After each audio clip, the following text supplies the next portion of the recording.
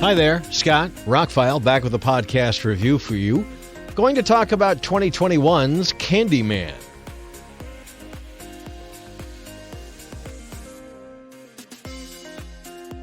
Now, I have a podcast review from a couple years ago. This will be a little more spoilerific. So if you haven't watched the film yet, go listen to the other podcast. I would say watch the movie. It's a really good horror flick. It was a $25 million budgeted film that went $77.5 million. That's 3 times its budget.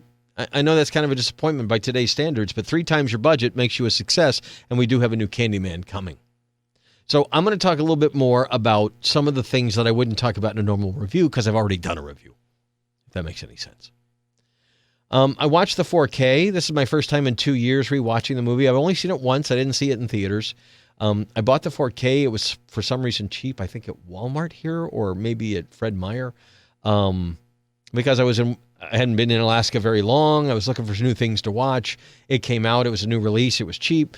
It's a really good 4K. It's a great 4K transfer. Dolby Atmos soundtrack is incredible. Creepy stuff happens over your shoulder and over your head all throughout the movie.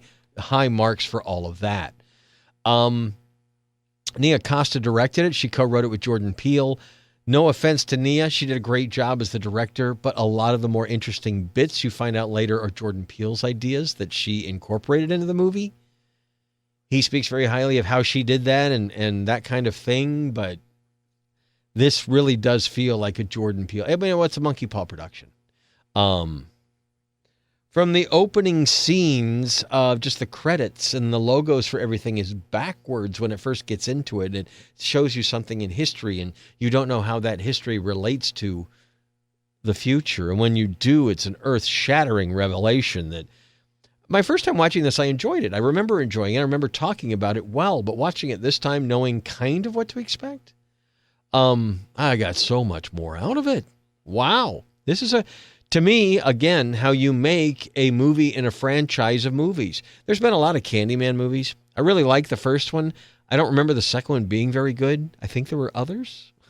I know Tony Todd has reprised the character a few times, and that they use him in the movie, and his voice is really great. That's the very end. They kind of cover all of the Candymen, the different people who have been Candyman over time, which is a very cool way to incorporate it into this whole mythology. And the fact that he is related to everything that happened in the previous movie, the first movie.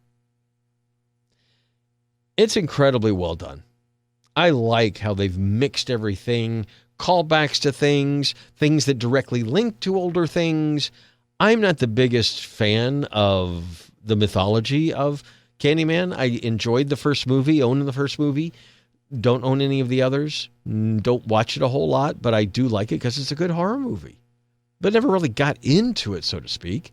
After this, they took such great care to, the main character is an artist. And Anthony McCoy lives in Chicago, so he's in the Chicago art scene. They actually talked to Chicago artists and went to Chicago art galleries to film. They wanted it to be as authentic as possible.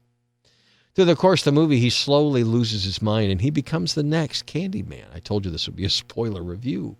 But how they handle that, how he handles as an actor, how the people around him handle it, this is a really well-made film. It's a film for adults. It does have some scares. It's got some adult scares.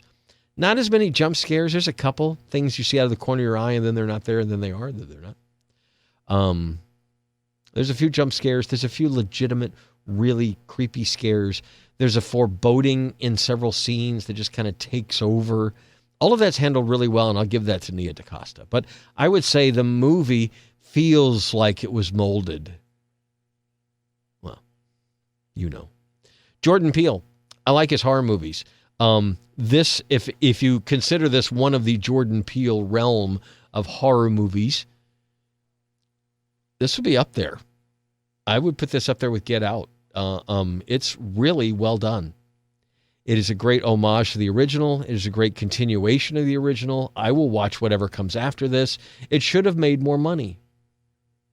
It probably got some, and I did read a few reviews, things. A lot of people liked it, though. Some people thought it had too many ideas, that it went too many different places and couldn't do them all justice. I will give them that. There is a lot stuffed into a movie that really wasn't that long. It's an hour and a half. But as they breeze through that, it gives some depth to everything. Because a lot of us, the backstory to some of the things they talk about, some of the things that happen in the background, some of the things that are mentioned. You know it from previous movies, from popular culture, from today's vernacular. You know some of this stuff in your soul. They don't have to go into it, right? They're getting to the point. It could have been longer. If this was a Jordan Peele movie, it would probably be 30 minutes longer. But it's not. And from beginning to end, arc to arc, I really enjoyed the film. I think it's a well-made modern horror movie that might make it into my regular October fest. I'm going to try this year to do 31 movies and do the reviews all within the month of October. So the last one I'd have to watch on the 30th and post on the 31st, I guess. All right, maybe the last one posts on November the 1st. We'll see how that goes. I don't know if I can keep that pace up just because I don't record podcasts every single day of the week. I mean, I could. I just don't. The muse doesn't always come upon me. So anyway, I really enjoyed Candyman the second time. I'm glad it's in the collection because I will watch it again. I'm planning at some point when it goes on sale to pick up the original Candyman. There's a new 4K edition out there. I'd like to check that out and compare the two. But not having watched the original in many, many years and watched this one 2 years ago, I did not remember a whole lot of it. I remember the twist, but not how we got there, and certainly not some of the other twists. This is a well-made, well-thought-out horror movie. And thank you to Jordan Peele for recreating creative horror movies that aren't just slasher movies. I mean, at his heart, Candyman is a slasher. That's what he does. He slashes people open.